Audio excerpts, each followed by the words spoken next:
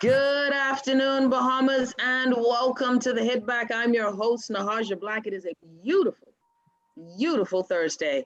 Listen, if you have family in Louisiana, if you have family in, and I always forget to do that part of the business. If you have family in Louisiana, if you have family in any part of Louisiana, Texas, Houston, Texas, sending love and prayers to them for you, because of course there's Hurricane Laura that is afoot and wreaking havoc. And we're grateful that we've been spared. Those two hurricanes have spared us in the midst of a pandemic. So God has been good. We've at least been able to get past that. We got a great show for you today. All right, guys, you remember me saying last week, because of course, and I want to make sure I state this clearly. There's a lot of stuff going on in this country. I mean, individually, the amount of stress, the heartache, the headache, these things matter. And talking politics every day isn't going to fix that. What's going to fix that is when we start to dig in and go deep and get real. We can be angry at other people, but at the end of the day, we need to fix us so that we can survive. We can get through what this life is throwing at us. Everyone must be able to cope. Everyone must then be able to find, because if you can't find your space, your center, you can't plan, you can't strategize, you can't think outside of the pain or the frustration or the fear. You have to get to a place where you can manage yourself. And so, you know, I'm a person, you know, and you've heard me say this before on the show, I have to manage my mental health. Doing this job, it isn't a laborious job. It isn't one where I get out, I go in the sun, no. But what it requires is that I stay in tune. What it requires is that I'm always aware. I'm always learning. My phone is always ringing. There seems to never be an off button. So I have to be very intentional with the off time. After 7 o'clock, I don't want nobody to call me. After the show is done, I don't want to talk a lick of politics. I don't want to talk about the country. I don't want to talk about anything about problem solving. I find my time to de-stress. And then there's real life concerns too, right? So I'm still a wife, I'm still a mother. We still have real life bills. We still have our concerns. Will this ride end? I'm a person who thinks about the future. I look at today and I consider it the season of plenty. And I expect for 7 years of famine. So I'm always in that mindset that today is good, tomorrow could be terrible. And you have to be for me, I'm in that space of always trying to prepare. So my mind is always on. My family always says, well, when do you turn it off? And the truth of the matter is I can't. And that, for me, can cause a lot of mental and emotional fatigue. You add on all of the real life stuff and then the workload. I say that to say this, that I know I need to take breaks. I need to find the center. When I'm feeling overwhelmed, I pause. Women, I think we're different. I think women, we are different. What I had with Dr. Richardson, we stated that women have more tools to be emotional, whereas men, you guys don't. You're not allowed to tap into or even acknowledge the hurt, much less recognize that it exists. So it's that silent pain from maybe your daddy ain't been around, or your mother, or you probably grew up with your grandma. There's so many hurts that we as individuals take around with us. Add a catastrophe, add a pandemic, add a divorce, add a child saying that, hey, listen, daddy, I'm not into you. You weren't there for me. And, you know, my father gave us the best he could because he never knew his daddy was never around. He's never known his father. So I look at my father and I in our relationship, which I consider a good one. And I remember when I thought it could be better, but years later as an adult, you realize that your parents can only give you the best that they got, that they know how to give. And I think a lot of us need a lot of healing. So when you add in a COVID-19 and you add in COVID fatigue and you add in as being a man, you are used to supplying and taking care of your family. Even if you weren't living with a wife and kids, maybe if the kid called, you were able to provide. Or let's just say you in your apartment by yourself and you were able to live. Or, you know, some of us got girlfriends and now, listen, the girlfriend ain't finding you cute no more because you're both unemployed. And so where she was taking care of you for a while, she ain't there no more. And Pastor Miles always used to say, you abuse what you don't understand. And I believe that there's a lot of stress in our brothers and men when men decide that it is done and it is finished, men finish it. Women, we want to take pills, we want to slit wrists, we want to give people enough time to come find us. Brothers just end it.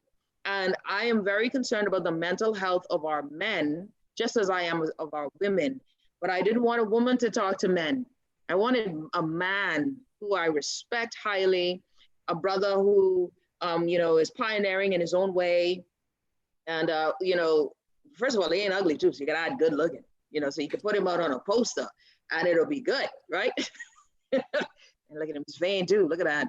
All right, so I wanted to bring this wonderful brother on the show. And I'm just so thrilled that God has allowed me to meet so many wonderful people, and so that I can have them in my phone. And so it's an honor to have a brother who I call a friend now, the one and only Harrison Thompson. Harrison, how are you, my brother?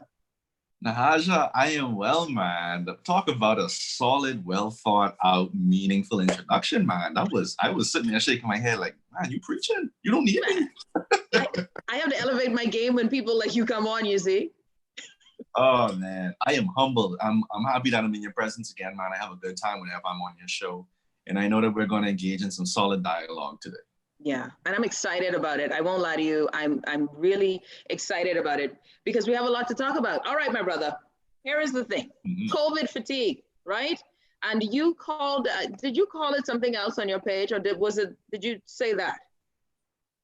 I said pandemic fatigue, but COVID fatigue. Pandemic fatigue. Okay, well, I like it. Either way, we fatigued, right? Yes. And I promised my male listeners, and I wanted this for my female listeners too, because I think a lot of times for us women, we don't know, or we don't pay attention because our spouses don't speak it out. They don't tell us what they need. And so we're missing the signs, or we're getting frustrated with their signs and don't know how to reach them. And then, my husband, when he gets frustrated, he gets quiet. But I get frustrated, I talk it out. So it's totally different styles, right?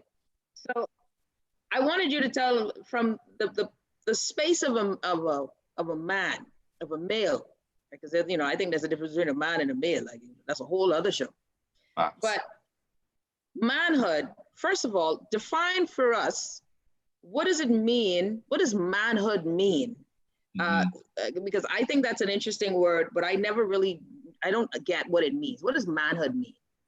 Manhood represents so many different things because you can have men that may be sons, but not necessarily fathers. You have fathers that may not have their fathers in their lives anymore. A lot of what manhood seems to have been in previous generations all about this masculinity, this macho-ness, right? It's been very one-dimensional. And I think manhood encompasses everything that is a man, his feelings, his career, his drive, his spirituality, his physical health, his mental health, his emotional health, and the perception of those things, right? I think oftentimes we overlook the perception of our relationships to these things because some of these things mean different things to different men. Like some men may not have a big check mark next to being fathers, but they have a very big check mark in terms of their careers. Some men don't care too much about their physical appearance, but really, really, really put a lot of stock into how they think and how they feel in the status of their relationships. So I think manhood encompasses a lot of different things for a lot of different men. I love that when you said, they may not have a big check mark on their father, but, on their goals, that's the check mark. So a check mark would be the things that they wish to achieve.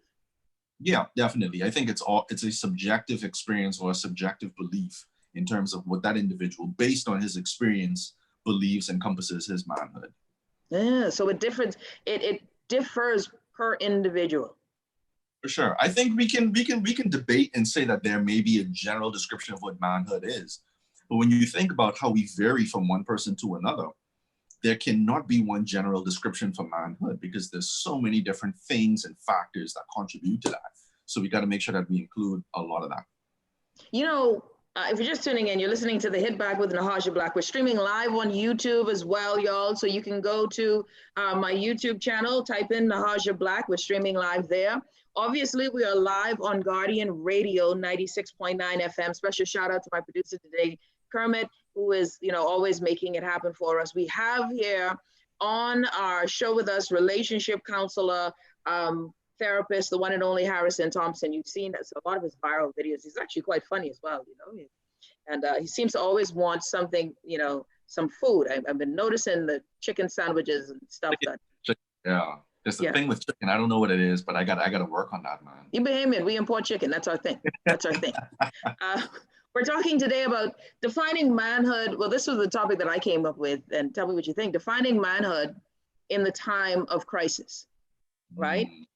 And I was asking Mark, I was asking my husband, okay, what do you think? When you hear this topic, what does it mean to you, right?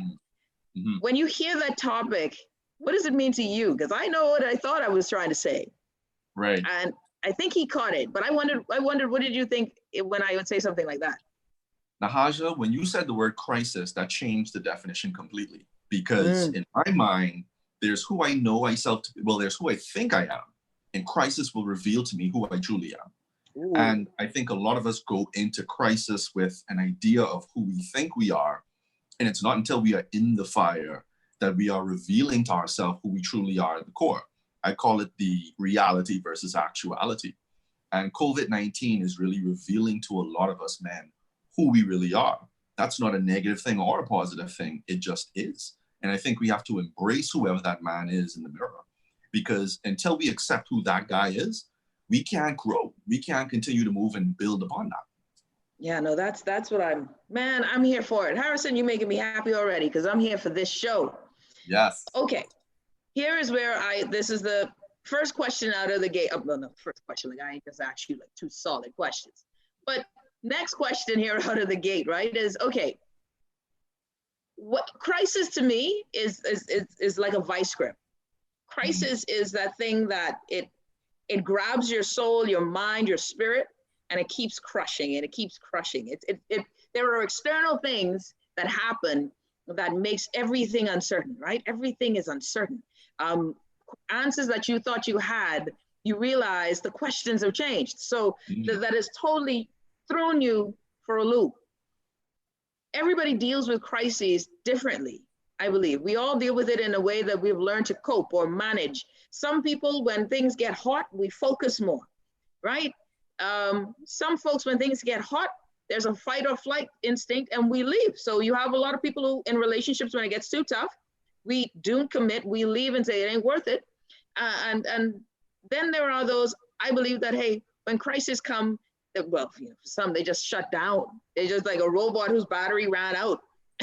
They pull a Wally and fold up in themselves and disappear, right? Like that's how I view it. Very true. What do you think about, if you were looking at crisis for men, are men and women, do we deal with crisis differently? We sure do. I think when we identify crisis as a situation becoming bigger than your resources, right? Ooh. So I no longer have the ability to use what is available to me to get a certain result. Now, when you think about that, you will realize that long before COVID-19, men have been going through a crisis. We are always trying to find more money. We're always trying to make sure that our family is straight. We're always trying to make sure that those who we care about and those who are connected to us have the best available to them. But what happens when we're not able to provide that? What happens when we're not able to protect? When we are not able to financially manage the family and things that are important to us? We move into crisis mode. And the thing about crisis mode is that our basic needs trumps everything else. And I think a lot of men in particular are at that particular point right now because there's not a lot that's available to us, right? If you were going into this pandemic already having a strained resource financially, or things weren't things in your relationship, I can only imagine the type of crisis that you may be in right now. I think it's important for those men to stop and recognize that being weak is not necessarily a problem, but it's a form of acceptance that allows you to properly deal with your crisis. If we can't accept the reality in front of us, we may end up thinking that it is what we think it is, which is not that bad. And that has led to a lot of problems in the first place. You know, which is so interesting. You use the word weak, right, Harrison? And when I hear the word weak, I think men, that's a word that men will never want to say that defines them, right? What Yeah. it's a it's already a word that puts them as, you know, nobody wants to be the soft boy. No one wants to be the guy. Men don't want to be known as that guy who cries in the corner. What does weakness mean to a man? Because when I hear it, I know that I don't know one man who wants to be known as weak. What does weakness mean in a scenario with a man? Yeah, I think in its simplest form, we can identify weakness as vulnerability. Being able to verbalize that you don't know what the next move is, and that's okay. Being able to say, I don't know what to do, and knowing that that may sometimes be okay. Or at least giving yourself the grace to recognize that I don't have all of the answers now, but because I've accepted that, I can go and search for them. See, my thing is, how can you change something that you're denying? The only way for you to actually change something is if you first accept that I don't have that thing I'm looking for. So if I'm broke, I got to accept the fact that I'm broke so that I could do something about it. Because if I don't accept the fact that I'm broke, I'm going to pretend like I'm not. I'm not going to ask for help. And I'm definitely not going to be communicating about my financial stresses. So we got to be able to be vulnerable and accept the actuality of our situation. To me, that's what weakness is. Yeah, I love that because you said, how can we change something that we're denying? And, you know, that's a powerful statement, my friend, because I think that there's a lot of, you know, the 12-step program, the first thing is to admit, right? Admit. Admit. Something I said earlier at the beginning is an acknowledgement, right? Admission, acknowledgement. I think a lot of times, I wonder, this is me wondering, I wonder if a lot of times men don't acknowledge their pain because they're having a hard time recognizing the pain. Okay, so if all my life I've been taught you got to man up, Right. you're used to your daddy or to someone whipping you or something happened. There's certain things that have led to who you are today. Maybe there was some abandonment issues, but you were taught, get over it, man up, stop crying, don't be a sissy. All of these things are what we talk about in our community. So after a while, everything is one block. It ain't like pockets or storytelling of pain. It's like one big block of it. And so you think it's you. Is it hard to acknowledge your pain if you don't even recognize that this is pain? Yeah, I think there's a large part of this normalization of pain where we believe that this is just the rites of passage. You know, you speak to other men sometimes, and everybody kind of shares in the same, I would call this anti acceptance of pain, where we're looking at this as what it needs to be. Like being a man is all about suffering, being a man is all about swallowing your emotions and not being able to communicate the truth about how you feel. And that narrative is no longer going to serve us moving forward, right? That narrative has actually increased the rate of suicide in men, especially Black men. That narrative has actually increased the rates of depression in men as well. And it's also increased the rates of, or the reports of anxiety. These things manifest in the forms of alcoholism, substance abuse, especially in this country, smoking, popping pills, that type of thing. And of course, infidelity.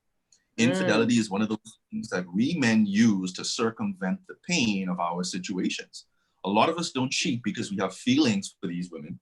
We cheat because we are running away from our own reality. And until Nahaja, we are able to sit down and accept that this is our reality, these extra problems, these situational problems, they're not going to go anywhere. That's deep. You're so crazy, right? I wrote down, I don't know if you can see, vices. You can't see that. Yeah. I'm writing vices to say, okay, well, what happens? Oh, there's the camera. What happens when, you know, when you are struggling with, you know, well, you're unable to acknowledge or admit or, you know, identify what you're dealing with? Is that when we find ourselves with vices? And you just jumped right into it, man. You're like the bomb diggity.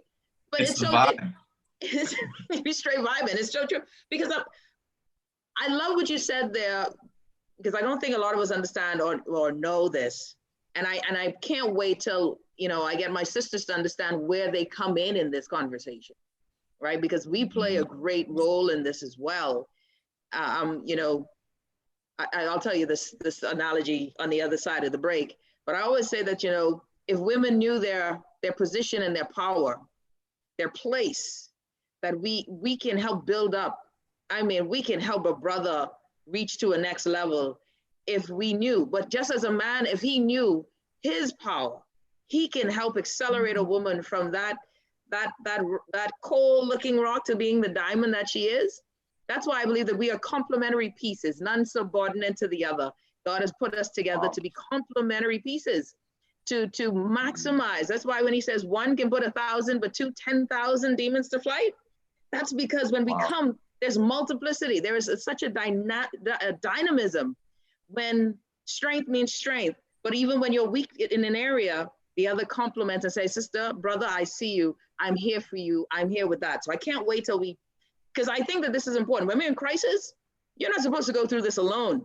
And I just need my brothers to know you can't go through it alone. We got my good friend Harrison here. I can't wait because this dude is so smart and he's getting me excited when we talk about these things, because then I feel like, yeah, like we're connecting on a soul level, right? Harrison Thompson, family and relationship counselor there at, what's the name of the center? Relationship management. Thanks. People need to know, Harrison, so they could go visit you, my brother. Come on now. Sure. I mean, I don't want the bosses to know I'm telling you to say that out loud, but good thing I should have told you that on the break. You're listening to the Hit Back with Nahaja Black. Everyone, stay tuned. We're talking about manhood, defining manhood in the time of crisis. I want my brothers to know that you are loved, you are appreciated, you matter. Being a Black man, if you were in America, the struggles you're dealing with, and even that, I want to find out, do you think that affects us in any way? Are, Black men, are we affected by what they see, globally with race? I find that curious as well. You're listening to the Hit Back with Nahaja Black. When we come back, more with Harrison Thompson right here on Guardian 96.9 FM.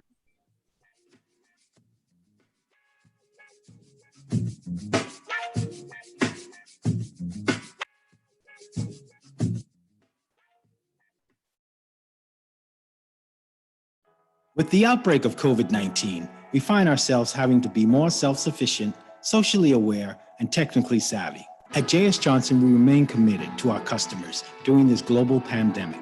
Our Nassau and Freeport branches are open to assist you remotely, Monday to Friday, between 9 a.m. to 4 p.m. Call 397-2100 or email info@jsjohnson.com.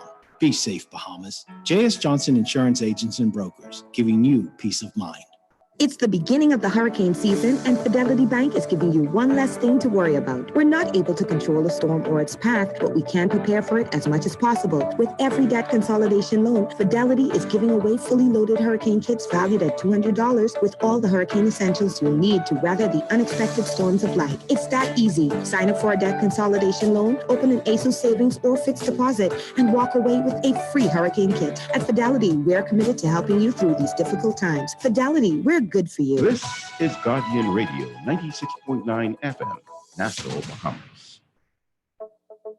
Tired of banks forcing you to use technology to bank the way they want you to? Your convenience is important. So no matter what your banking needs, Commonwealth Bank's friendly staff are always available in branch for that personal one-on-one service. But when you choose technology, our online and mobile banking app offers you state-of-the-art functionality. The choice is yours. Commonwealth Bank. Bank the way you want.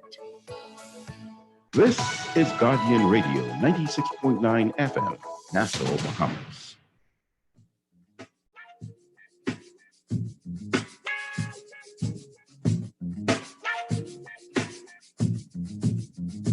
And we're back. You're listening to the Hit Back with Nahaja Black. Harrison Thompson here joining us. We're talking about manhood in the time of crisis. So defining manhood in the time of crisis, and we are in a time of crisis.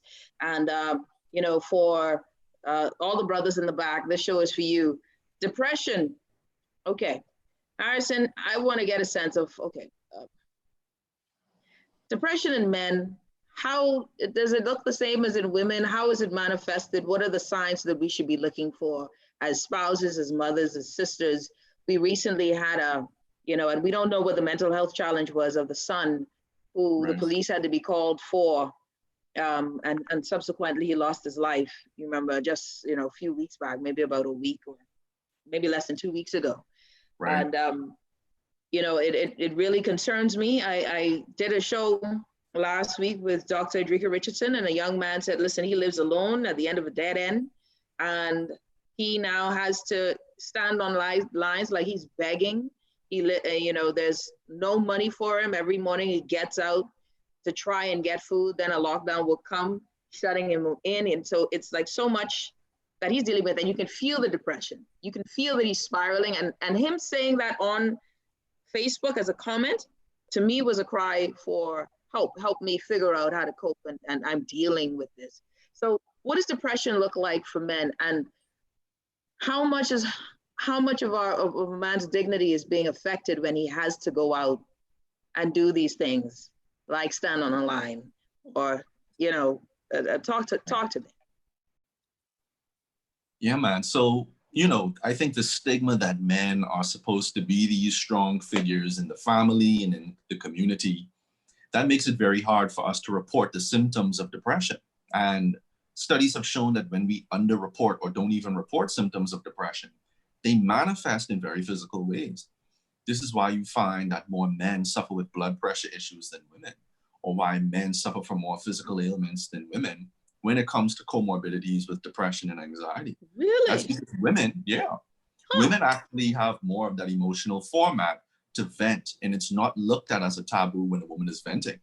But when a man tries to do that, he's feminized, right? You need to stop being a sissy. You need to stop being a girl. You need to man up. You need to wear the burden just like the rest of us are doing. Have a beer, have a shot, come pull this joint. We can wait this out together. And we're not working it out when they say that.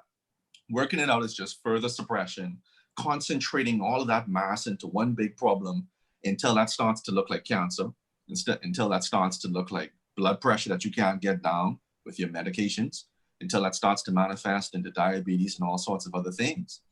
I need men to understand that the less you look at your depression, the worse it becomes. And that's really the same for every single emotion. The less you look at an emotion, whether that is anger, sadness, anxiety, frustration, the more that becomes an issue in your life. If you want to get a grip on your emotionality, then you need to start looking at things for what they are. No, man, that you said anger. Yeah. What are some of the signs of depression? Can someone be angry and that be a form of depression? Definitely. I think it first starts off with this disparity between the ideal that we see our life as and the actuality of our life.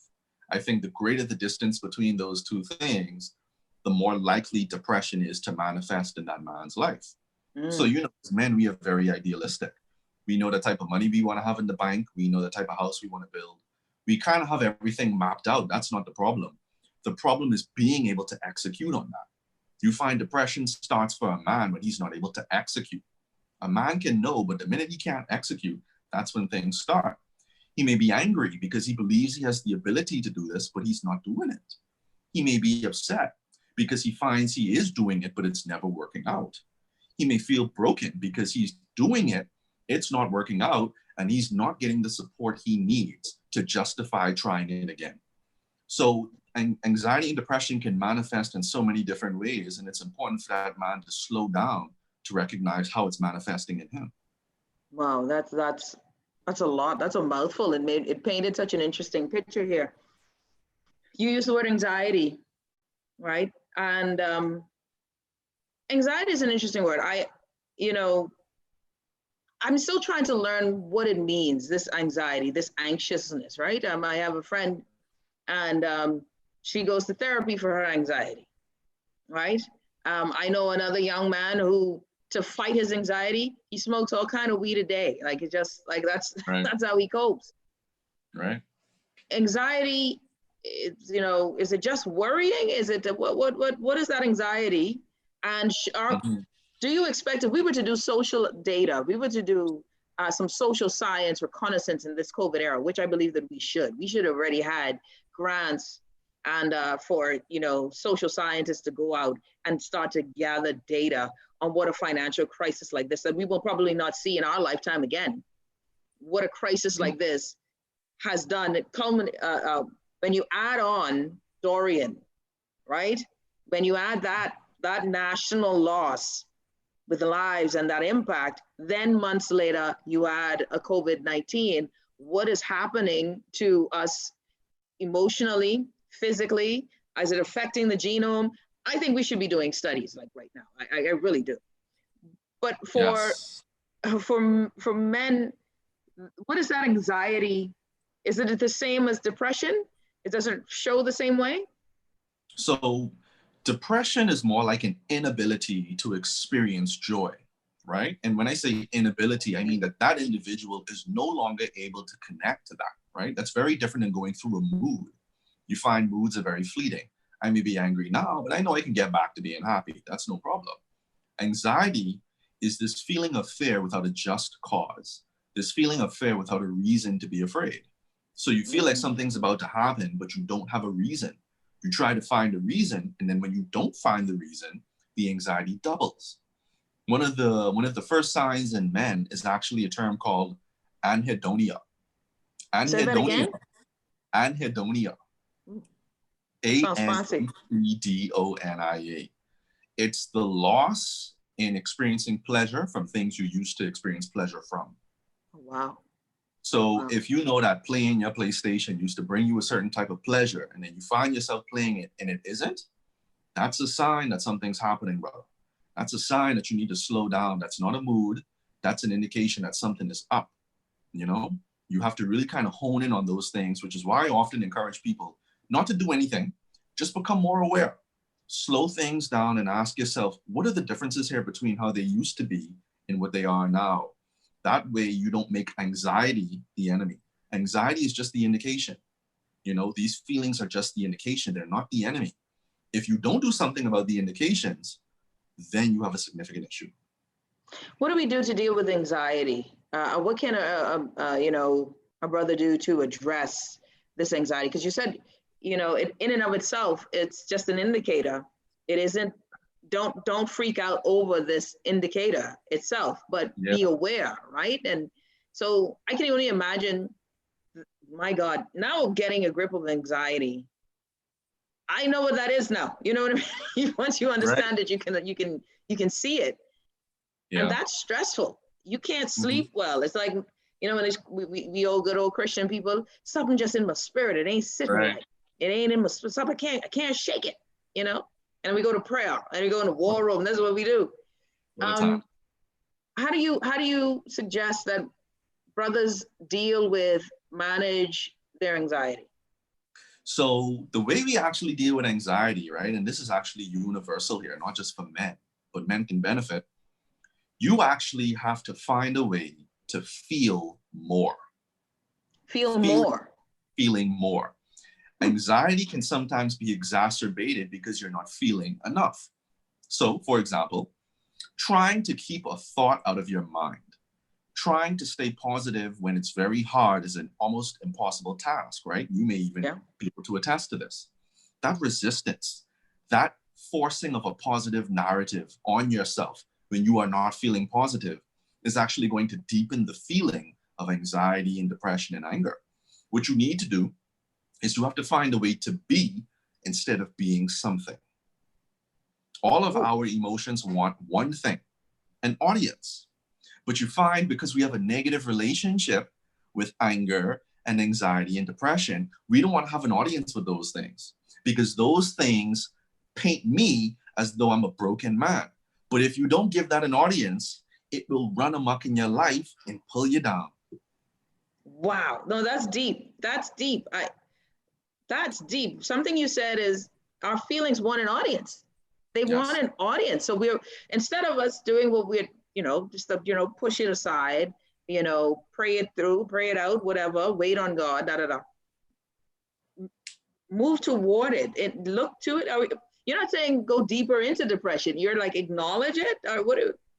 Acknowledge it. For example, if I call a friend and I'm saying to my friend, hey, I'm feeling depressed, my friend's response is probably going to be, hey, I got to get your mind off of that. Yes. Right? Yeah. That sounds like a good thing, doesn't it? Because you want to distract them from the depression. But the truth is, the more you distract yourself from what's going on, the more your emotions are going to want your attention. It's like a little kid that wants to show you what they drew in school today. They're not going to stop pulling on your pants leg until you stop what you're doing. You look down at that terrible dinosaur drawing and you say, wow, baby, that's beautiful. Put it on the fridge. Giving it that acknowledgement allows them to release it, because emotions are selfish. That's the core of what an emotion is. That's why we have to be careful making decisions out of our emotions, because they're selfish. We have to find a way to give it what it needs, just acknowledgement. And by acknowledging our emotions, we actually allow ourselves to release it. Because once we release it, we're not fighting with it. Once we acknowledge that emotion, we are no longer contending with it. So if you have anxiety, the goal is not to suppress it. The goal is not to avoid it or distract yourself from it. The goal is to look at it. And by simply looking at it, without touching it, without trying to move it out of your life, it will move itself out of your life. So when you say looking at it, are you saying, Harrison, if you're just tuning in, Harrison Thompson, counselor, relationship counselor here from, I'm so going to remember that because it's so easy, Relationship Center. No. Management. Relationship management. Relationship management. I should know this place.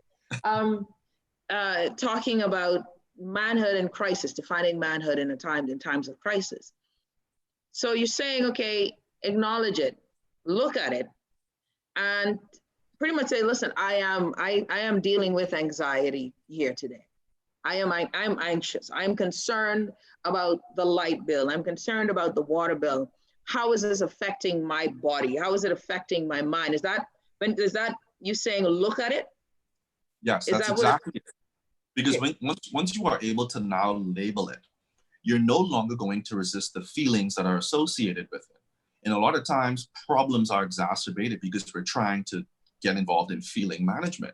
We don't want to cry. We don't want to feel bad. We don't want to feel uncomfortable. And those three fights right there, Nahaja, actually makes anxiety worse. And so by acknowledging it, you release the fight from those things. So instead of these things having a grip on you, they pass through you. That's the benefit of accepting things, because you don't want to own your anxiety. You want that anxiety to pass through you so that you can get to the core of why anxiety was there in the first place. Yeah, this is deep, man. You got me wanting to sing hallelujah. Okay, you don't want to, hold on to it. You want it to pass through you. You always give me good lines. Do you do that to your patients all the time? Like you drop like great nuggets and then walk out the room? I feel like there were like multiple mic drops. That's the Harrison Thompson session, man. Show off. Okay, so then because this is what I think of, right? So what drove me to want to do this show? Not just the gentleman on Facebook, because I already knew this was a show I wanted to do, but I thought about, I look at my husband. If my husband wasn't able to still have his income, right? I know that he can't handle not being a provider for his family. So he goes into a certain mode, a mindset, gotta make something happen, gotta work, gotta do this, gotta do that. Once COVID we saw it coming in February, he was already thinking, I need to have residual income. I need to do something apart from this, right? So his mind was already, so it's still churning, right? So there's no rest for the weary. And I thought about, what if he couldn't provide, who would he be? And I wonder for my brothers who find themselves, listen, there are so many high-paying jobs or quality jobs within the hotel industry that brothers are doing well. They were able to pay their bills. Maybe they are not the best at money management, but they were good, right? They didn't have to go back home to their mommy, or if they were already home with mommy and she would rabble about the bills, they would throw $100 on the table and say, here, right? Now they don't have all of that power or authority. They don't have that ability to feel like a man because they can do things. I wonder, how does it affect a man's psyche when he has to stand on a line for a food voucher? Nahaja, it embodies everything that man has probably feared his whole life, being able to ask for help. You think about how it is with men on the basic. We don't like asking for directions. We don't read the instructions when we're assembling things. It's like we pride ourselves on having this innate knowledge of just knowing. Like I could navigate my way around a grill, even though you've never grilled in your life before, right? Or you can navigate yourself around a hardware store, even though you don't know the difference between FICA and plywood or something like that. And it's like, these are the things that have embodied so much of what we have called manhood for so long. And that is what is actually stopping us from acknowledging the problems. We have to find a way to get over that ego trip and be able to recognize that manhood goes way beyond an ability. Manhood is a state of mind. It's an attitude. You can be a man, a great man, and not have the financial ability, but guess what? He's not going to stay there. His attitude and his disposition on life is going to cause him to be drawn into the resources he needs. He's going to extract the support from his wife and his family if he has that, and he will change his circumstances, all because he is able to accept the truth, because he is able to accept the actuality of his situation. But if you're not able to do that, you're going to be troubled when it comes to provision, when it comes to protection, and when it comes to priesthood, aka leadership. Most men fight with this too, Nahaja, where they don't feel as though they can influence their partner. Most men talk about not loving or not liking that part of their relationship, and I think that's critical. Oh, wait, hold on. Go there now, go there. That priesthood part, teach me, because I'm a good Baptist, so as soon as you said that, I was like, oh, get the tambourine. Well, right. What does it mean in priesthood and leadership in the household? What is the challenge there? I think most men desire to be in a position of influence, but the truth is that woman's experience with that man has often removed him from the ability to influence her. Ooh. Now, I'm not saying that there aren't women out there that don't appreciate their men. We're not talking about that. We are talking about men who are not doing what it is they're supposed to be doing in their relationships and in their family. You have no authority to demand submission from your wife or your woman if you are not first embodying something to be submitted to. Hey, Shanka. Hoping that makes sense. No, you was just, I heard it. It was good. It was blazing trails just now. My God, that was powerful. So, which is interesting because I think a lot of men believe that money is their place in power, right? Where the more that they earn, the more respect they should, receive. And I wonder, that's why I think a lot of this is going to be very interesting on relationships, that it has been interesting on relationships. I think about it. Imagine most cashiers in the stores are female, right? Yeah. And so in this pandemic, most nurses are female, right? Most of the frontline people, apart from the police force, are females. Who's making money right now in the household, right? Is it predominantly females now? What is happening with that relationship if a brother's now saying, okay, well, I can't even go out and hustle? And that's one of the things Bahamian men would say, well, at least I could go out and hustle. When you have a lockdown, you can't hustle. When there's no tourism or nothing, you can't hustle. How much is income a part of a man's belief in his position in the household? It's a lot. I think his ability to be the breadwinner or the majority breadwinner of the family, it feeds his ego. It allows him to feel competent. It allows him to feel like he's really accomplishing things and he can tangibly look at that. But at the same token too, if that is what his manhood is based upon, when you pull that financial carpet from under him, who is that man, right? We must be very careful to not create one-dimensional men in our culture that are solely based on finances, because men are so much more than that. Not everybody has the same opportunities, right? But it doesn't mean that we don't have the same chances to kind of go out there and make something for ourselves. But we need to be equipped with the right tools for the job, right? Some of us weren't born into money. Some of us have hit it off good. We started a business and the business was successful. Some play a number, Nahaja, and they win automatically and it changes their situation. But when you are a one-dimensional man in that way, there's a lot of things that can go wrong in your life. You're not a well-protected man, and most women complain about this. Their men does not allow them into the finances because the men don't believe that, number one, the women should be involved in that. And number two, it may be revealed to this woman that I am not as competent as she thinks I am. And he fails. So he wants to maintain this image that I got it under control, baby. Whole time now, he's suffering. Whole time now, he isn't eating lunch when he goes to work. Whole time now, he doesn't have these things going on that you thought. All because of his ego. And so, men, the best thing you can do in your relationship is die to that ego. Don't be afraid to let your woman in on that.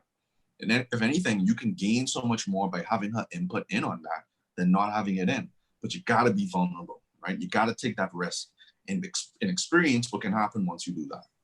Yeah, no, I love that. The issue of ego is a real one with our brothers, I believe, because we have been, I think men have been taught, and in our society, you have to be this way, right? And there's this patriarchal sort of embodiment of what a real man is supposed to be.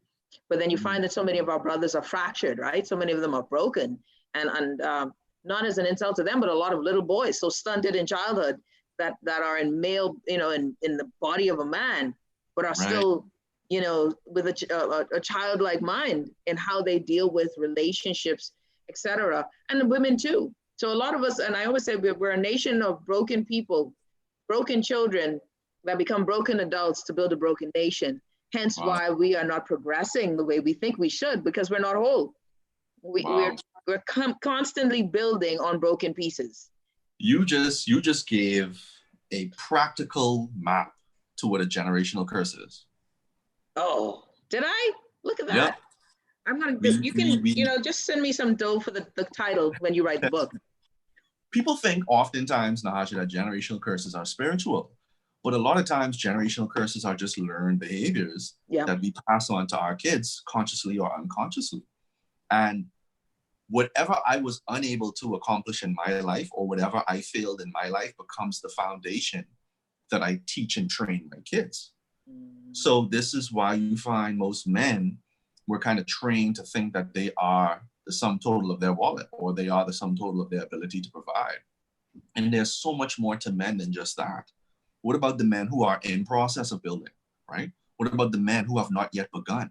You mean to tell me they're not men because they don't have it outright? That's not healthy. That's not good.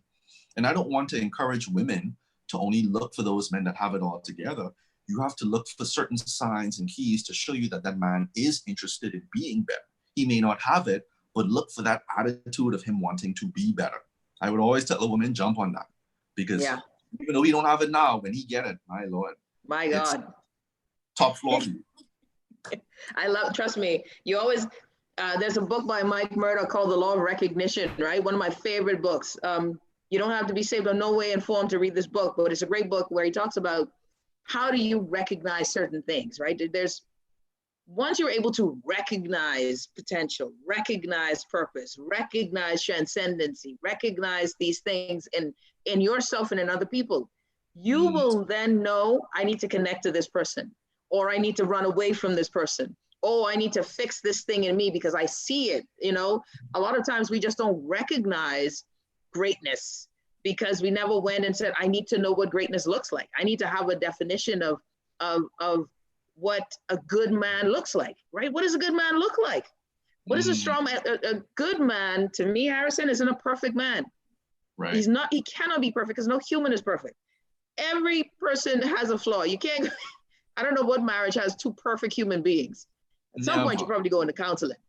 You're not going to find it. Even the marriage sometimes between Christ and the church is filled with its own unique problems as well, right? It's constantly trying to be righteous, and we're failing almost always, which is why even in the story of salvation, you recognize it's not about trying to create perfection. It's about being able to acknowledge your imperfection so that you can receive the grace needed to then grow.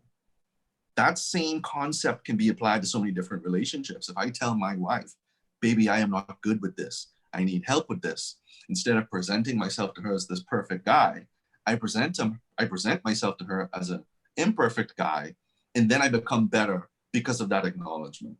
Yeah, and that's what we're hoping to do today, that we become better. I'm really, my concern is that, brothers need to know that don't isolate, man. I don't want brothers to isolate. I don't want them to go into their silos and suffer in silence, because all of us are suffering. When they say we're all in this together, I would love for my brothers to not get angry and abusive because they don't know how to cope with their anger.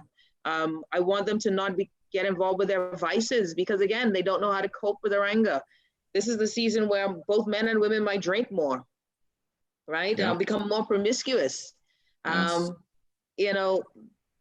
And when we come back, Harrison, I want you to talk about those signs when you're the downward spiral. What are the signs of a downward spiral? You mentioned something about if I'm playing my PlayStation and it's not bringing me joy anymore. Well, I got a Switch. Okay. And buddy, I play that bugger. That's my thing. That's the only thing that brings me joy. You're listening to The Hit Back with Nahaja Black.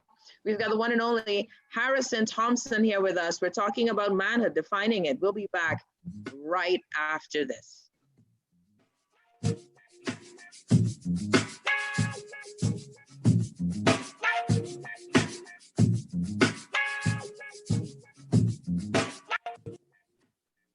This is Guardian Radio, 96.9 FM, Nassau, Bahamas.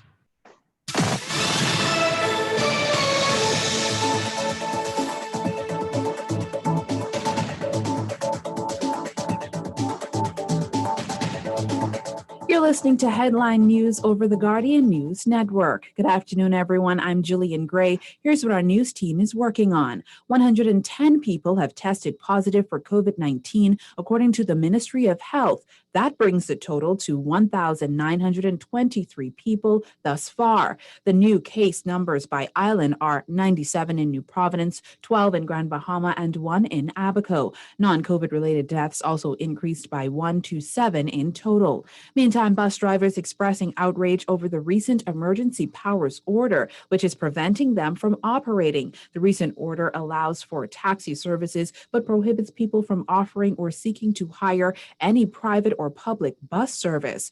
Bahamas Unified Bus Drivers Secretary General Corvell Colebrook said he didn't get why the latest emergency powers order allows taxis to operate, but not buses.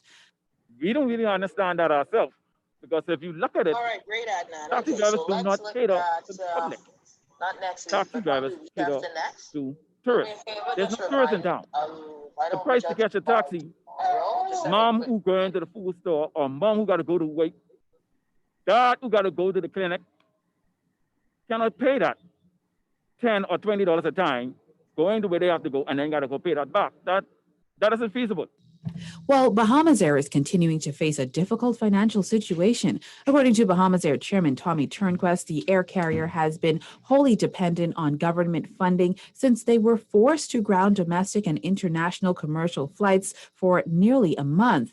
Airline executives are currently in talks with the Minnis administration to ensure workers' salaries are paid on Friday. Could operate as long as the government wants us to operate, but the government has to support it.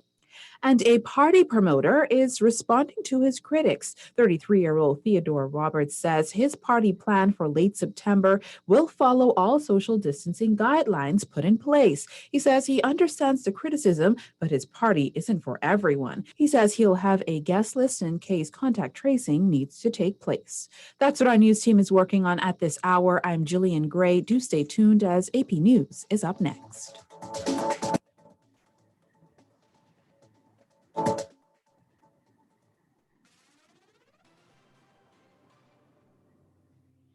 Coronavirus update. I'm Tim McGuire with an AP News Minute. President Trump wraps up the four-day Republican National Convention with his acceptance speech tonight.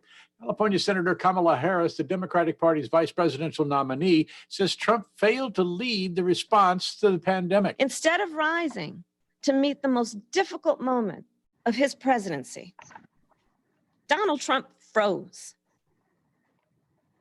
He was scared, and he was petty and vindictive. Trump will give his speech from the South Lawn at the White House. Federal Reserve Board Chairman Jerome Powell says the central bank is increasing its focus on getting people back to work. Maximum employment is a broad-based and inclusive goal. The economic impact of the pandemic has been felt across the economy. Tens of millions of people out of work. Business failures are on the rise. A little more than 1 million people applied for unemployment benefits last week. I'm Tim McGuire. This is Guardian Radio, 96.9 FM, Nassau, Bahamas. With the outbreak of COVID-19, we find ourselves having to be more self-sufficient, socially aware, and technically savvy. At J.S. Johnson, we remain committed to our customers during this global pandemic. Our Nassau and Freeport branches are open to assist you remotely, Monday to Friday, between 9 a.m. to 4 p.m. Call 397-2100 or email info@jsjohnson.com. Be safe, Bahamas. J.S. Johnson Insurance Agents and Brokers, giving you peace of mind. Beulah gal, can you believe this? We are now the patrol queens of the neighborhood. We now large and in charge. So we need to check out what's going on in everybody's yard. What about that gun that we know that Junior and his homeboys just ran out? Can we report that too? Of course we can. But we could be in deep trouble if they find out. We need to report what we see, Beulah. When you call Crime Stoppers, they just answer your call in Miami. So then we can report everything? Guns, where they hiding the drugs, who shoot who part of which gang, or who disturbing the peace with the loud music and the motorcycles. Then our neighborhood will be the best in the Bahamas, and everybody gonna want to come live here. And then our house price will go up, gal. So what we waiting on? What's the number? If you see something, say something. Let us all pitch in and stop the crime before it's your time. Call 328-8477 from Nassau or 242-300-8477 from the Family Islands. Or text us through the Crack Crime Bahamas app. Stop the crime before it's your time. This is Guardian Radio, your station for up-to-the-minute news, intelligent, interactive, and engaging conversation. 96.9 FM.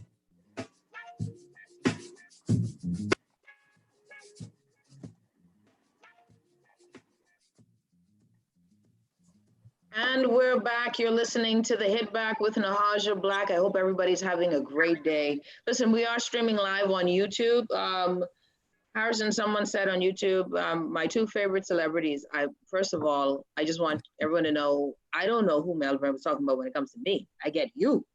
I don't know who Melbourne. If Melbourne knows just how regular I am, she would switch up. Man, you famous man, Nahaja. Yeah, I appreciate you, buddy.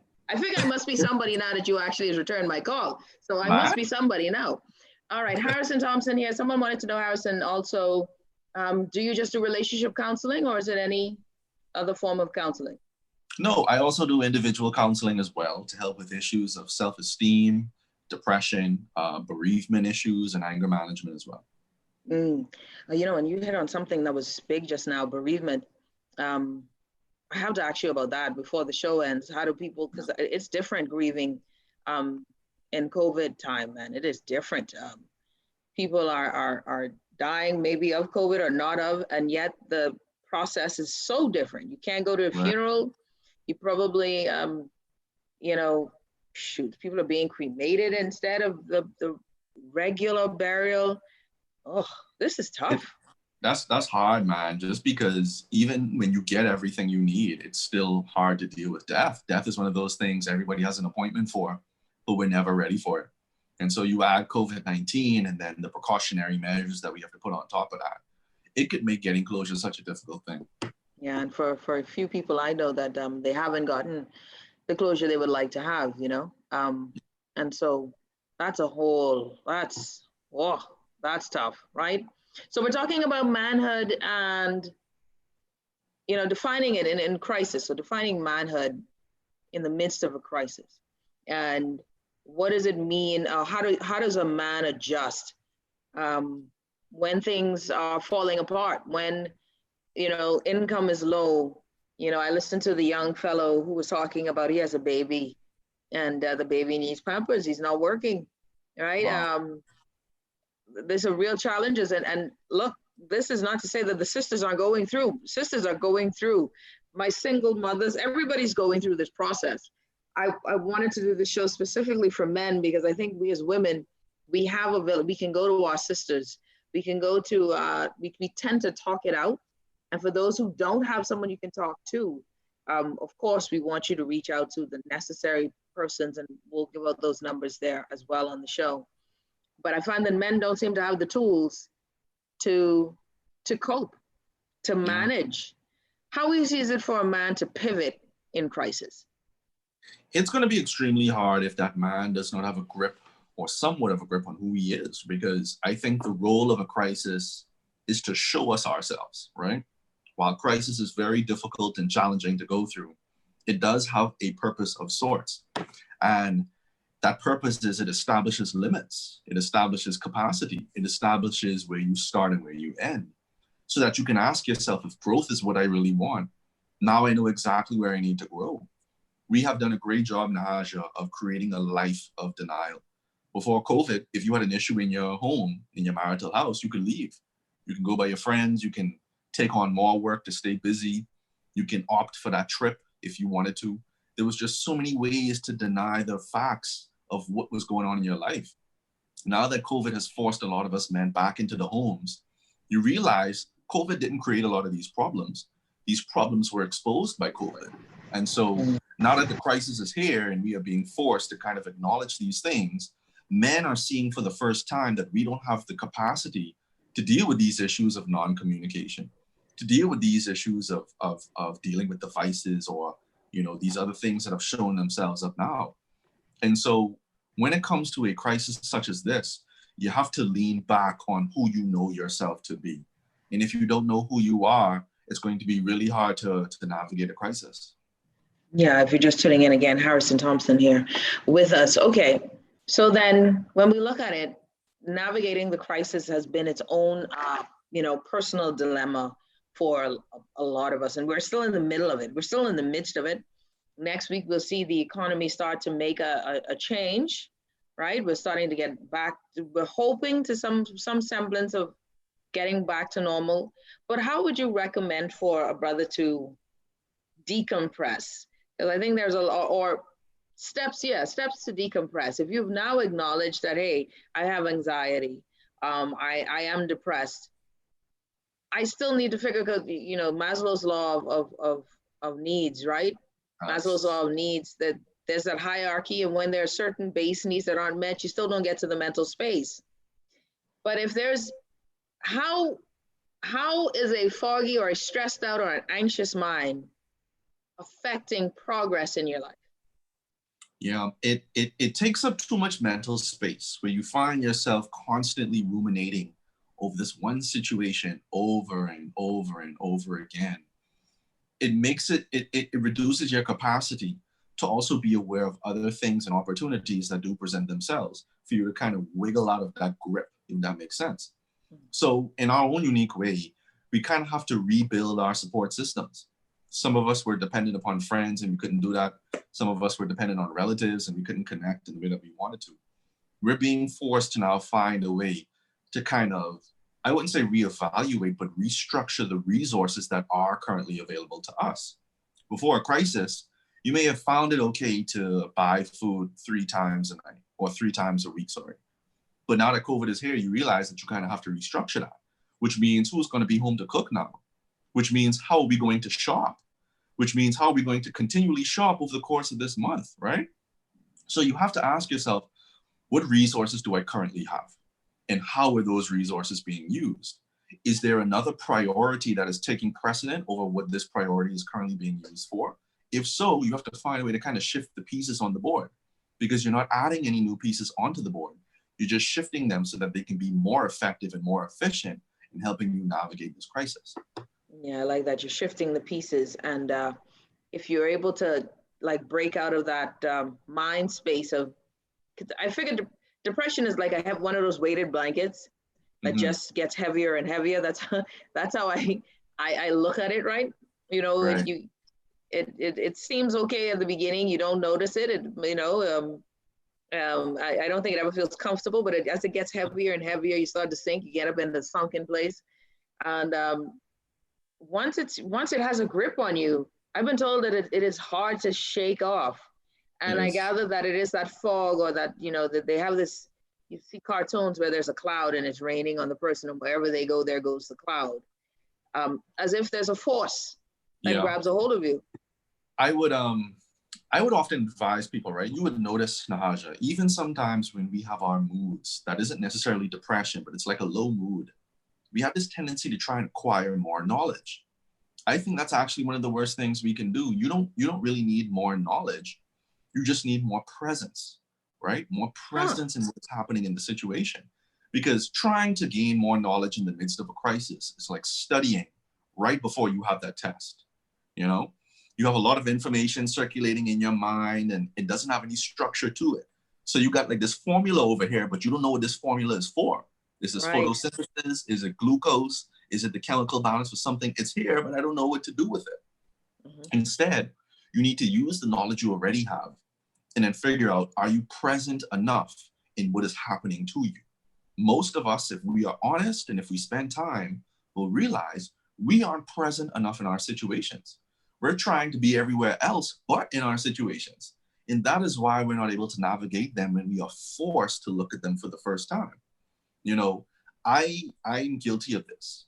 Whenever a problem would arise, the psychologist in me, the therapist in me wants to go and find more information. Is there a theory on this? Is there a study on this? Is this something that has already been explored? Maybe I can use that to my advantage.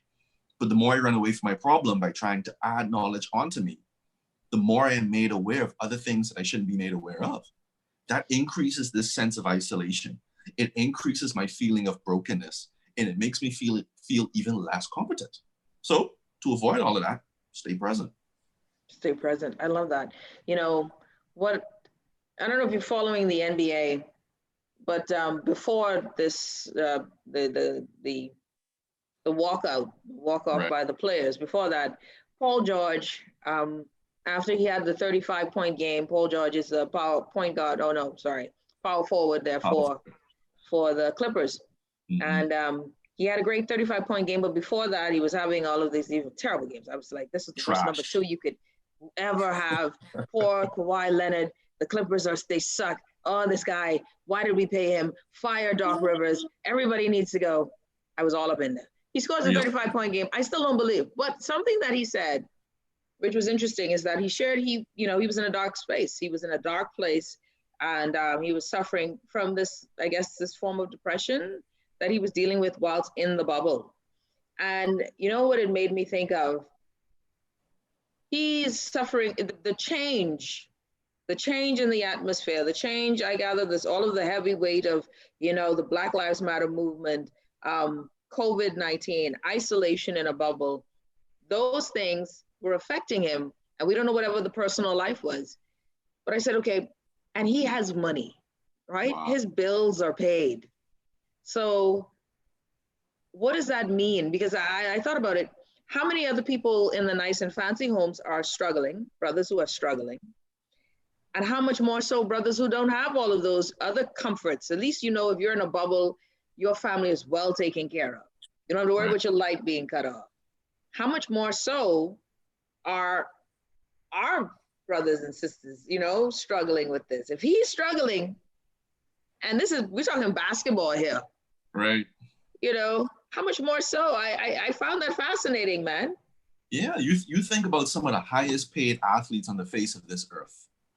That finance we feel from our financial positioning, that should be enough to kind of protect you. Like, the money is a bubble in and of itself. Like, there are things that you don't have to do, but you realize that's a facade, right?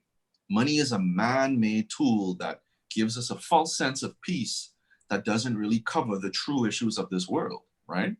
It allows you to function in this world, but it doesn't really solve emotional issues. And this is because, like we were talking about earlier, a lot of our manhood is circumstantial, dependent upon our finances, dependent upon our ability to solve an issue in this particular moment. And that is why you find these things fail to really deal with the true issues at the core of who we are. Circumstances do not dictate your mental health. They can affect it, but it does not dictate your mental health.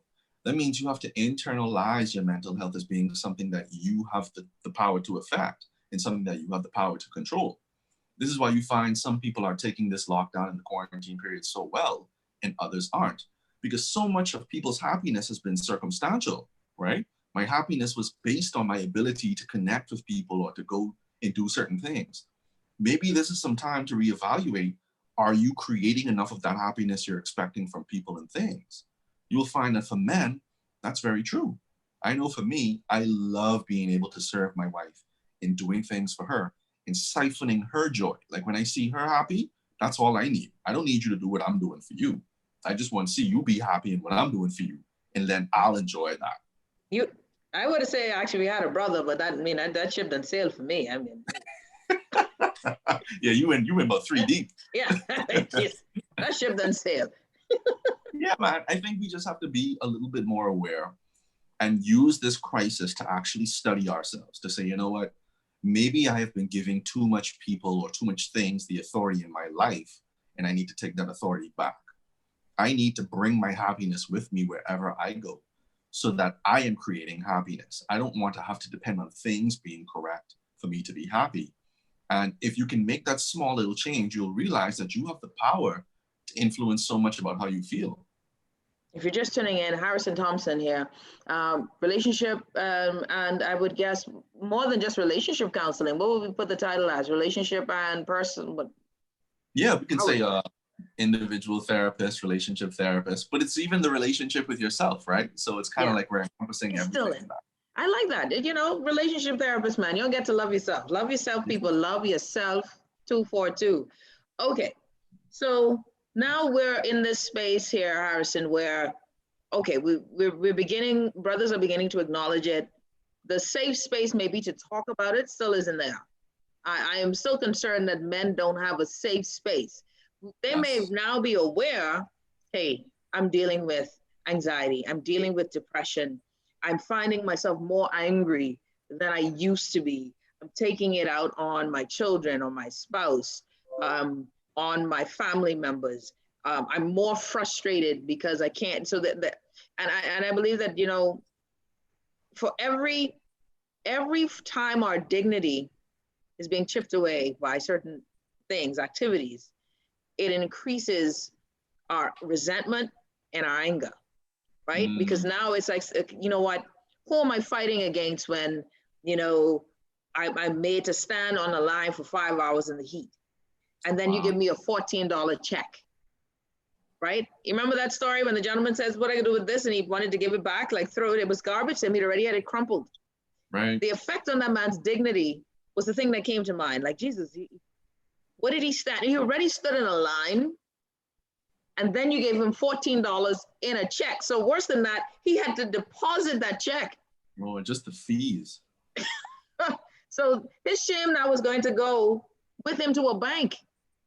He had to go on another line or do another transaction for more people to see what was done. Not, you know, and this is a process. You know, it's.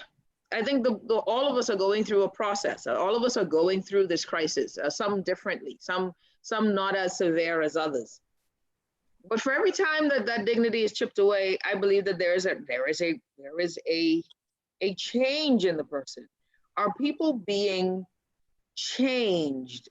Are we being, you know, shaped in some way that could be irreversible? You know, are we being changed? Because I think through every situation, every process, you are changed. But are we being transformed into a different type of people?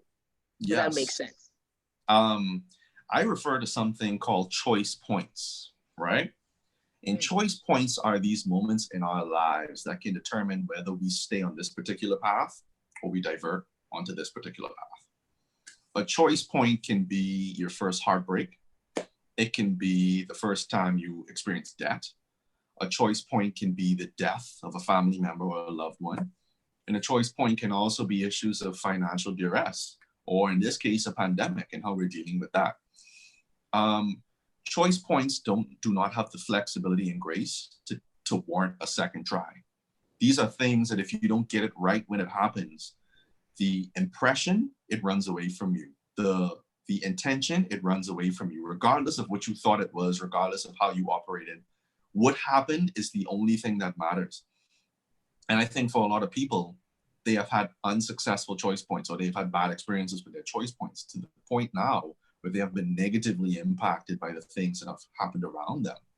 So instead of now being able to cruise through life and not holding these things close to them, these things have now become integrated into their personality. Where now, instead of this issue happening to me, I start to look at the issue as Harrison being the problem now because this is happening.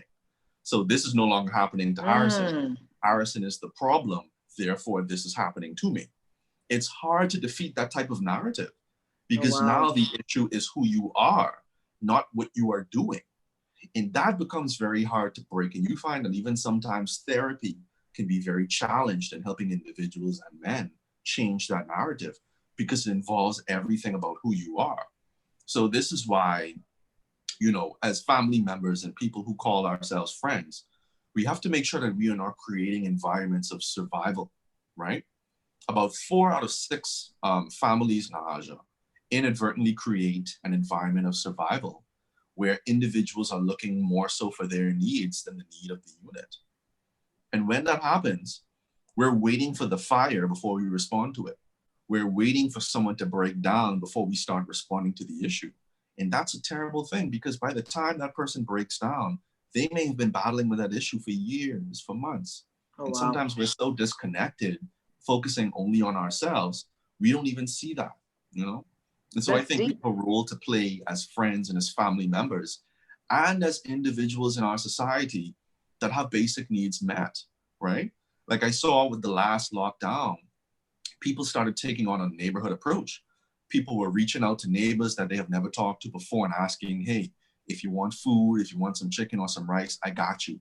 I know this lockdown was very abrupt. You may not have a chance to shop. I have some things. We need more of that, but on a personal level. You know, I've never heard of that. A family survival, family survival? Is that what the term that you use? Survival culture. Survival culture. So, and I would, if you don't mind, I'd like to go there because I'm trying to understand that. So we are, because the point that I definitely understood quite well is, hey, when we start to pay attention, sometimes because we're all just working to survive, right, that it's too late. It's that that is the point at the break. Yes. Right? Mm-hmm. And you believe that the majority of our families are in that survival mode? Yeah, I think what's happening with family now and our family systems that are sometimes not blood related, because that's a thing too. We are looking out more so for our interests than the interests of the unit. And here's what the problem with that. You can be good, but the unit that you are a part of is failing. If you're good and the unit is failing, eventually you will fail as well. But if the unit is working good and the unit is working and is nourished, the unit now has the capacity to give back to the individuals. And see, you look around nowadays, people aren't married, they're roommates. They're two people that are doing their own thing under the same roof, right? The kids go to their room, the wife goes to the bedroom, the dad goes to the man cave. No one's unified, right? Even in our friend circles, we are at the dinner table and we're all on our phones doing our own thing. The only thing we do is we take the picture at the start or at the end. We say to the waiter, separate checks, please. It's like we're doing things together, but we aren't a part of the unit. And because we're not a part of the unit, we're not listening to the stories. We're not picking up on the cues. We're not looking out for the signs of help that would be obvious for anyone that just has their eyes open. It's not like people have to find a way to communicate better. Sometimes as people, we have to be able to receive what's happening in our environment to say, hey, something's off here. You know, like my wife, she'll look at me and she'll say, babe, I can tell by the way you shaking your keys, something's off. And I'm like, holy crap, this is a culture here. I can't come into this unit without being good because me not being good affects the unit. And the unit is now telling me something's up. And I got to change that if I want to protect the unit, right? Mm-hmm. So we have to find a way to be present. And if you're present, not just in yourself, but with your friends and your family, there are some things that you should pick up on. No, that's wonderful advice there, because you're right. That was just perfect imagery, because I'm seeing it in my head. You're right. Even when you go out to dinner now with friends, or when you used to go out to dinner pre-COVID, you know, you would have the challenge of we were sitting there and everybody's texting and WhatsApping the moments, but they're not really moments, they're pauses. Right. Right. So true. And family survival mode, and where a lot of families are just passing through. We're borders in the same, you know, hostel. And right. You know, sometimes we will share food, but we will take the chicken and run in the room. That is an interesting story. And therefore we're not connecting and we're not seeing.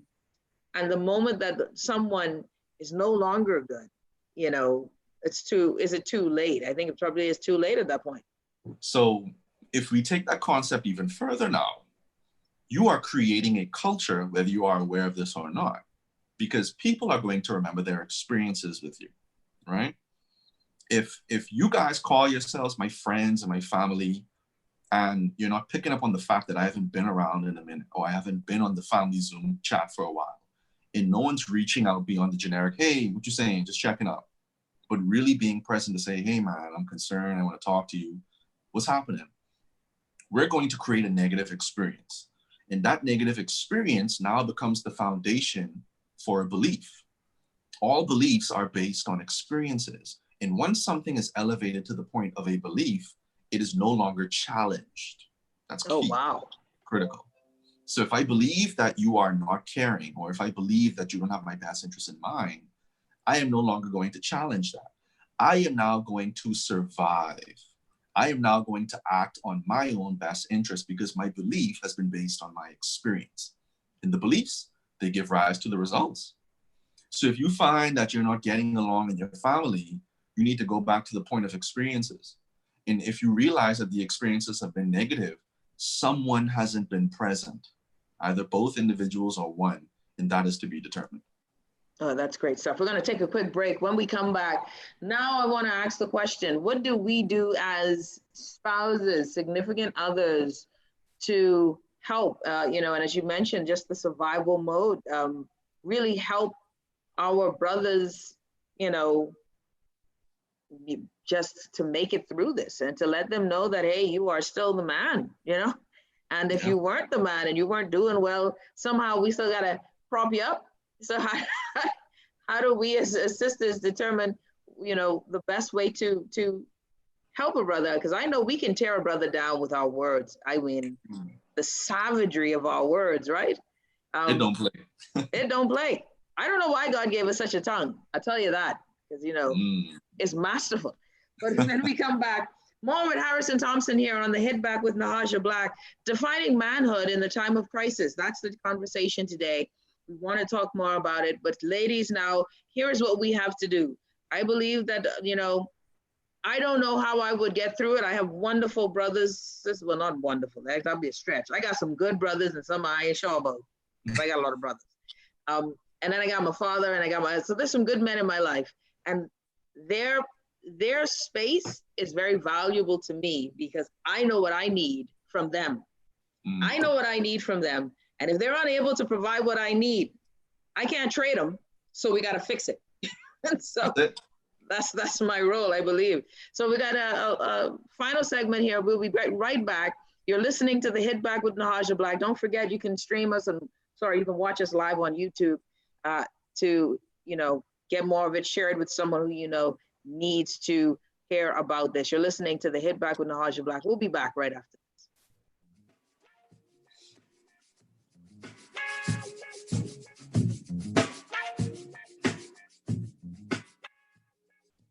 The Water and Sewage Corporation advises the public, its customers, and the residents of North Westridge that the corporation will commence improvement works on Lakeshore Drive on August 27, 2020, for a period of 7 weeks.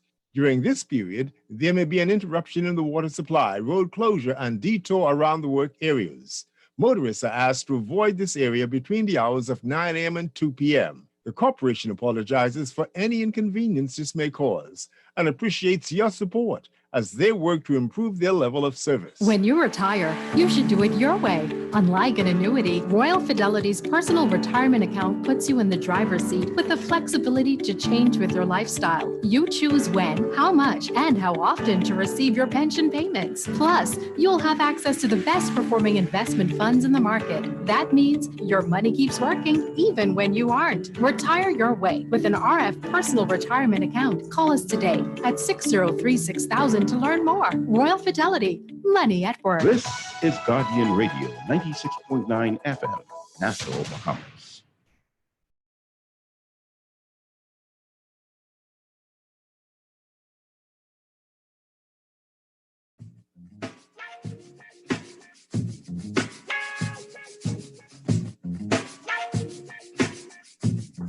And we're back. You're listening to the Hit Back with Nahaja Black. Okay, everyone. So I'm excited. Great show so far with my good friend Harrison Thompson. He's been wonderful for the show. Exactly what I was hoping that we would get to. And, brothers speaking to brothers, really us trying to our best to help each other in this time of crisis.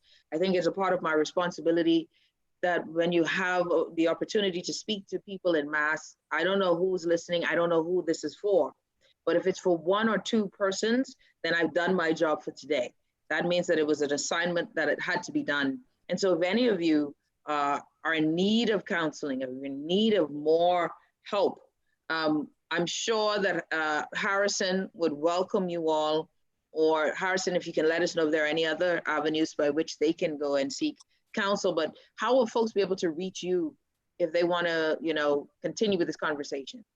Definitely. They can go to the website, harrisonhelps.com, and they can go to the contact section, and then they can fill out a form there. It's private. It's all ran by me. So only me will see whatever information you put into there. That will go to my email, and then our office can reach out to you and then get a particular feedback about what it is you want to move forward with. Or if you want to go the traditional route, you can always give me a call, 356-798-3004. I'm in my office right now. Our people are still up front, so if you want to call and book a session, that's always available to you. And if you're informal, hit me up on social media. I'm a friendly guy. I will never reject you. I don't take it personally. I love serving people. This is what my passion is. I enjoy this. Hit me up. Let's talk. Let's see what we could do. Yeah, really. He's a really personable guy. Again, the fact that he answers my calls is always a special thing. Yeah, it's like a few people, and I'm always happy when they answer my calls. People always, some people fake busy, but Harrison actually is, so that's, I give him credit. He actually really is a busy fellow, so I get it. Yeah, man. Real stuff. I know it. It ain't personal. Okay, so let's talk about how do we help? How do spouses, significant others, mothers, brothers, sisters, what are we looking for? Because one of the things is to be present, and I think you hit the nail on the head in the survival mode. I think one of the biggest things that we can do right now is lift our heads up and look around and look at our family. Yes. Like if you haven't really been paying attention, look at your family and see who needs you. And if you raise your head up and realize that you're the one that needs help, to tell someone, I need help. But what should I be looking for when I get my head out of my phone? What should I be looking for my kids even? What am I looking for, Harrison? Yeah, I think Nahaj, what we have to do is we really have to understand what help is, right? Remember now, the act of help implies that something is already kind of happening. I think the problem is that we take too much responsibility for people's circumstances, right? We look at the hurt in our children, and we as parents want to take responsibility for that and just kind of change that for them. Wives sometimes look at the hurt on their husbands and they want to take responsibility for that. But sometimes taking too much responsibility for someone who's close to you, that can end up hurting you, because the only person that is able to change their circumstances is that individual, right? Oh, we need to understand that boundary to know where our help will be effective and where our help will be ineffective. More often than not, I find most women are trying to help their men by convincing them to become happy on things that they are not happy about. And that only makes that man dive deeper into his isolation. Oh, like what? Happy about something that said what? Give me an example. That one got me. So most women would kind of try to get their men to understand, like, babe, we have love, right? Babe, we're blessed. We're going to get through this. And the man, he is not trying to hear that right now. The biggest obstacle to helping people overcome a situation is we don't know how to mirror their reality, right? Now, here's why that's a challenge for us. We don't mirror their reality because we don't agree with why they are suffering. Uh-oh.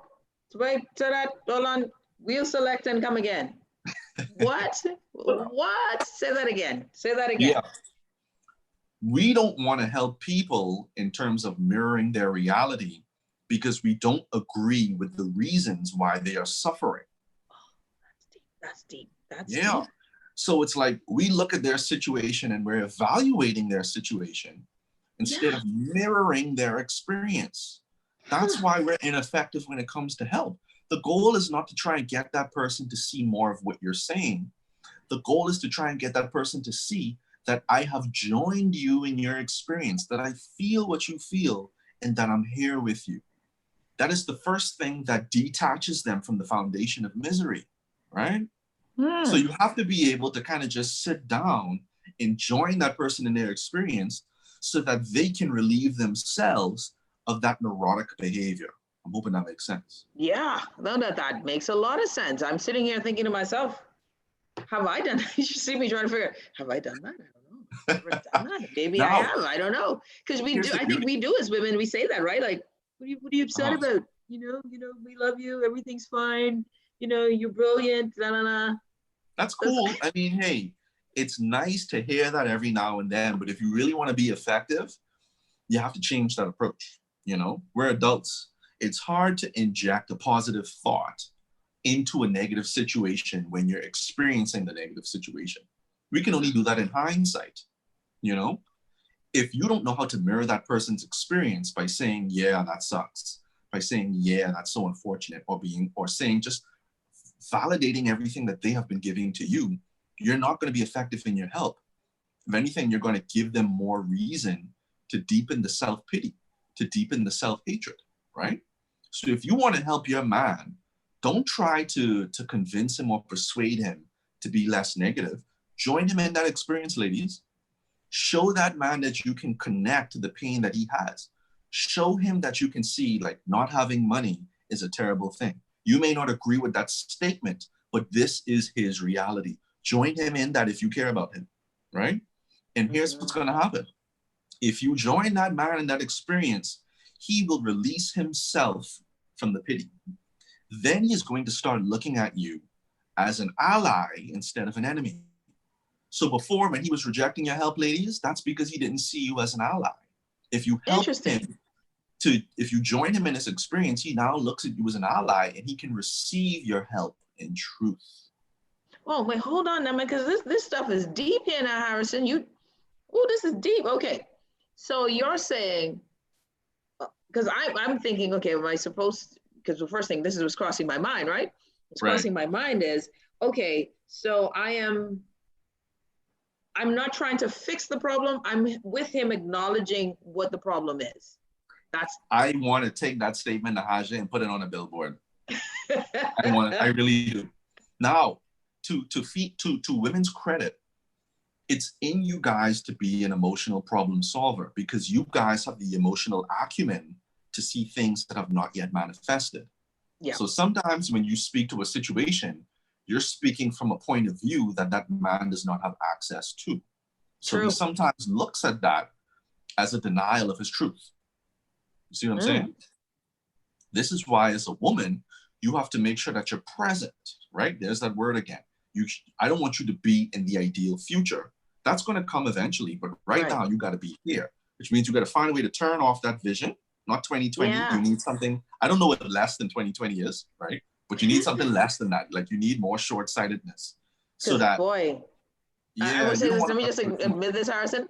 I feel as if sometimes I'm like, why are we concerned about this? I'm already 2 steps ahead. Like I've already seen the end here, but you know, but I realize that sometimes okay, I get it. I have to, thanks, this is good. Have you ever seen that picture, Nahaja, with the horse that was chained down to a plastic chair? No. So there's this image that's on the internet somewhere of a horse that was tied to a plastic chair. And the horse isn't going anywhere. But obviously we're looking at this image like, wow, slavery is really all about your perception.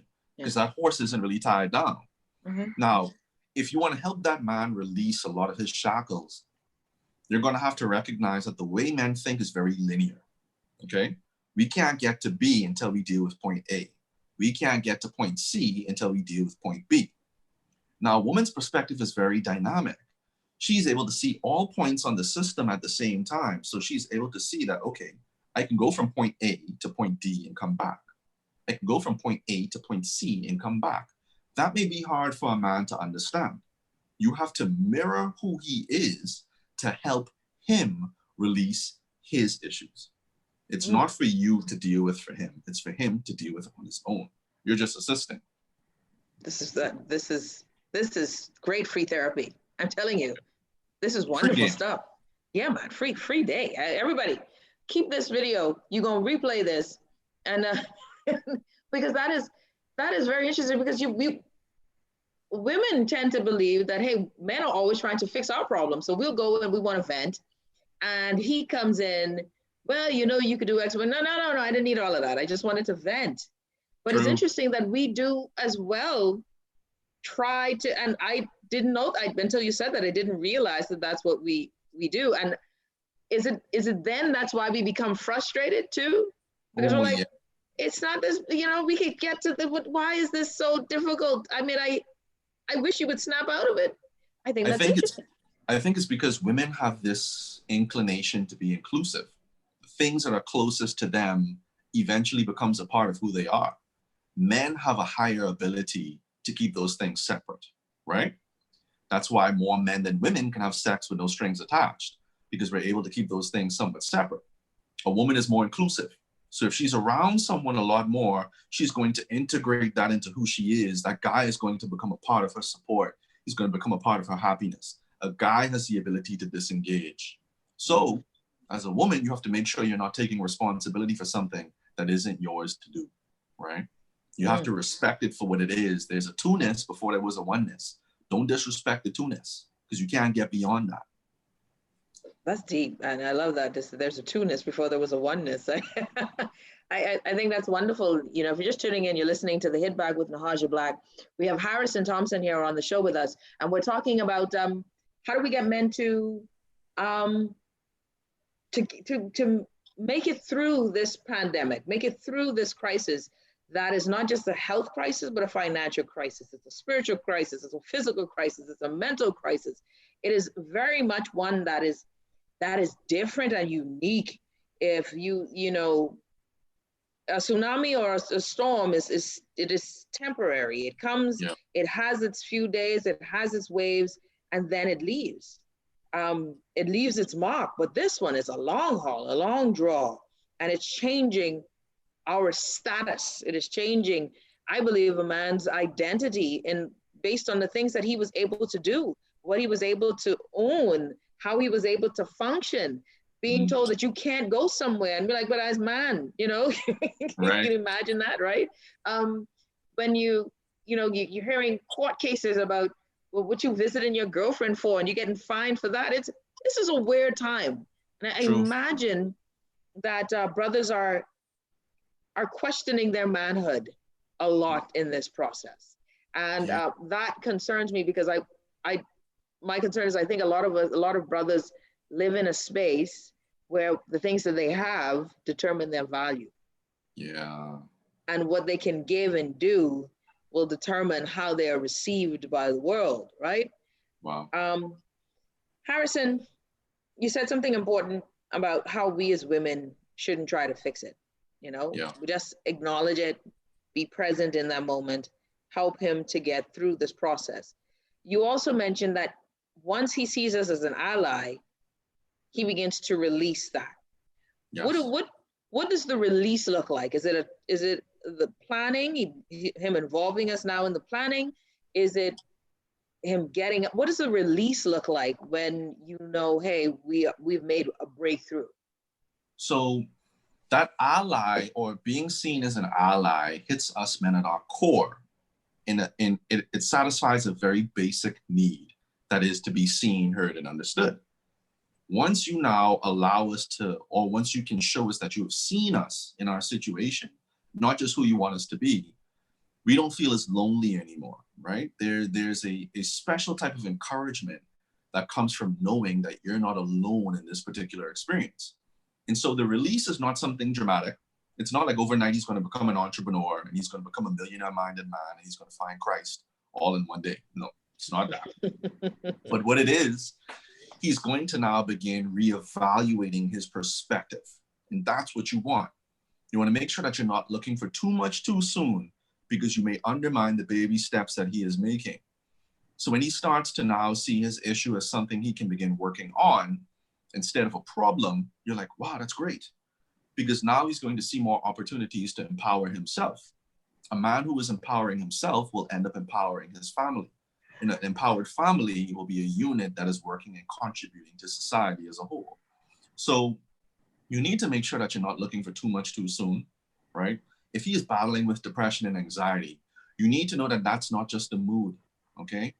That is a significant challenge that is very unpredictable. There are days when he will be good.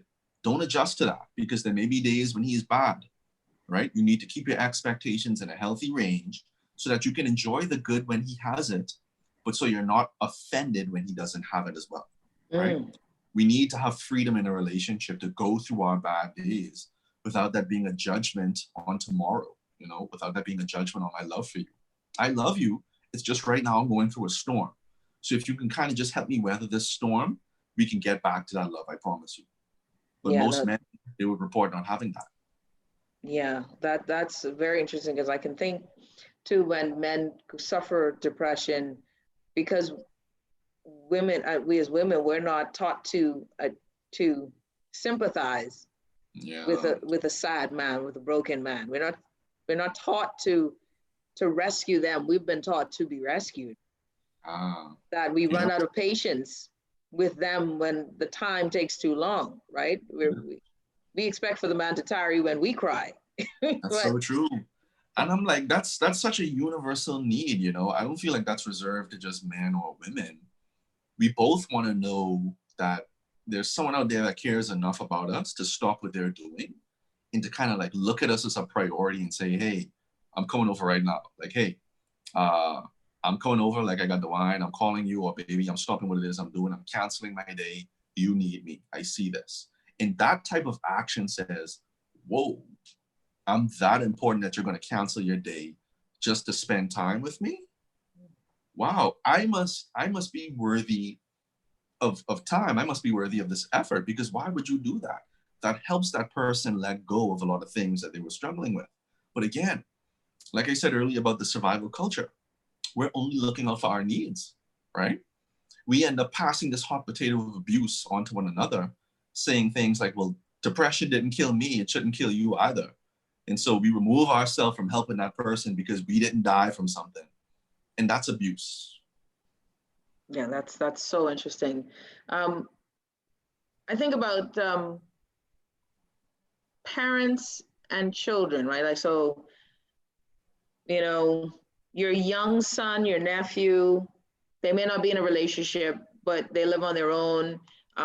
Your father, they may live on their own. You're concerned with how to reach them. You're not a spouse to these people, this person, your family.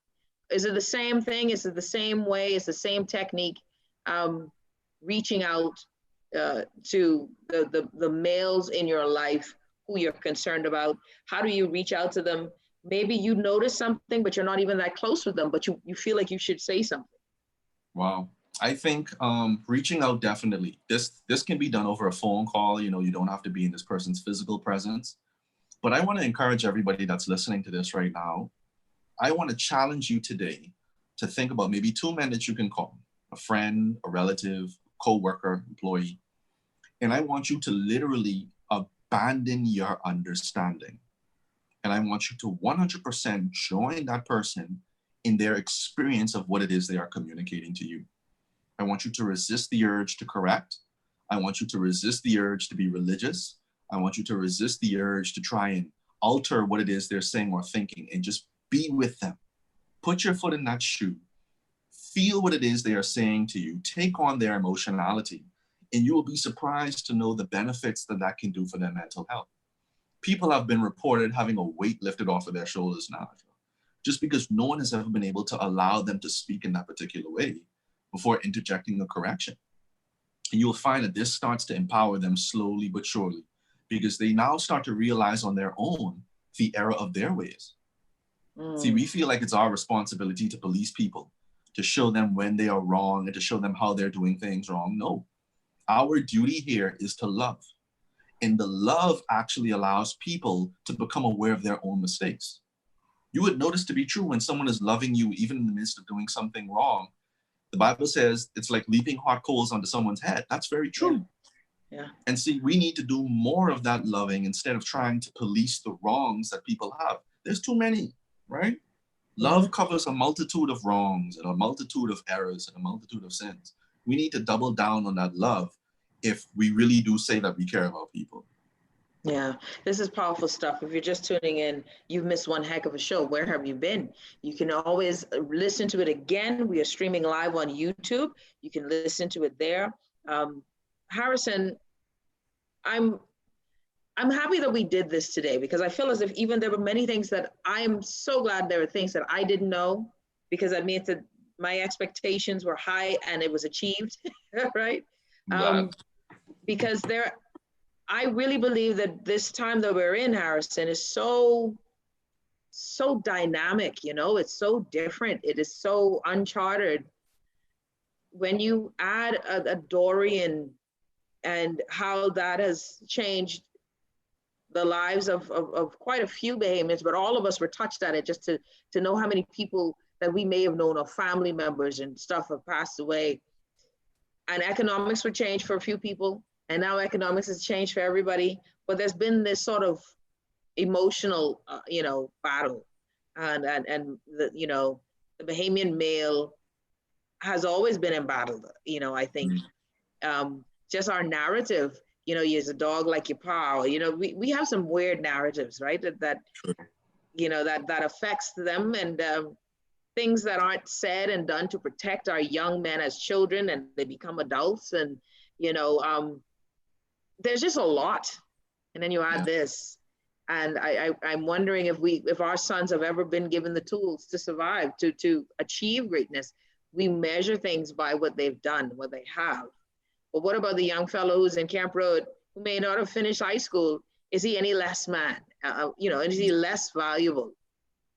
He needs the tool.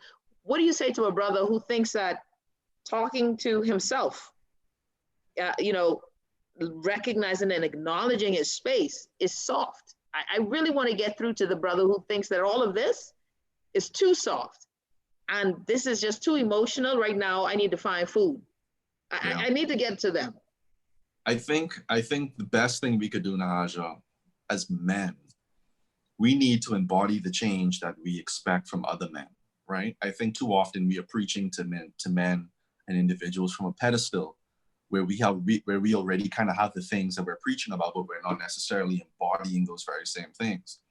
How can a man feel comfortable being vulnerable if in your conversations with that man, you yourself are not even vulnerable? If you listen closely, Nahaja, most people talk about vulnerable things without being vulnerable themselves. Mm-hmm. Right? You're right. We'll talk about how, boy, COVID-19 is a time. Hey, boy, if you don't have your head on right, this COVID-19 thing will swallow you up.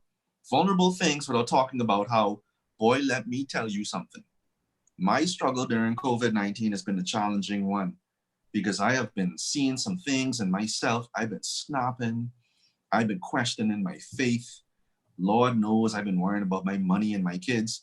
People aren't doing that, right? It's like we're trying to protect our own personal dignity while giving you a little bit of pity, right? Like, yeah, this COVID, this tough, boy. Huh?